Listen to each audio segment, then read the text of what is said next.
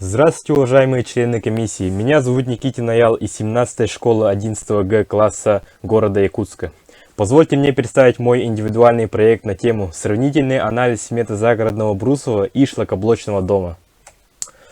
Актуальность темы обусловлена с возросшим интересом к загородным домам в связи с пандемией, а также доступностью дальневосточной ипотеки. В 2021 году возросли цены на древесину. В связи с этим ищут другие альтернативные варианты строительного материала. Поэтому мы поставили цель выявить разницу расходов на строительство стен загородного брусового и шлакоблочного дома.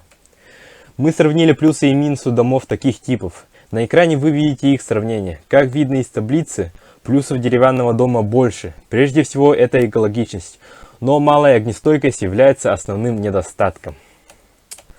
Мы составили 3D-модель проекта дома для более точного расчета габаритов, размеров и пропорций. Эта модель дома сделана в программе SketchUp с соблюдением точных размеров до миллиметров. Во втором параграфе провели расчет расходов на строительство стен дома из бруса. В своем проекте мы сравнили расход материалов лишь внешних стен, так как в нашем проекте шлакоблочного дома подразумевается деревянная отделка межкомнатных стен, пола, потолка, а также балки крыши тоже являются деревянными. Все материалы и размеры были выбраны среднестатистические, то есть не дешевые, но и не люксовые. В результате проведения вычислительных работ выявили, что весь расход на строительство стены дома из бруса составляет 1 207 000 рублей. Провели расчет расходов и выявили, что на строительство стены шлакоблочного дома обойдется за 1 323 000 рублей. Расходы на материалы и работу строительства стен обоих видов загородного дома оказались практически равными. В нашем случае составляет разница лишь 115 000 рублей.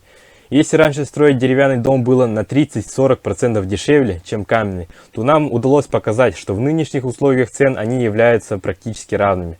Но мы видим, что при строительстве шлакоблочного дома работы больше, чем брусового. Если брусовый дом хорошо законопатить, то не требует утепления, отделки, обшивки. Соответственно, строительство шлакоблочного дома займет больше времени. Но основной минус брусового дома – это пожароопасность и большая усадка. Данный проект может быть продолжен составлением сметы строительства полноценного дома, то есть проведением расчета расходов на потолки, пол, крыши, межкомнатных стен, фундамент и так далее. По данному проекту моему родители построили вот этот брусовый дом. Спасибо за внимание.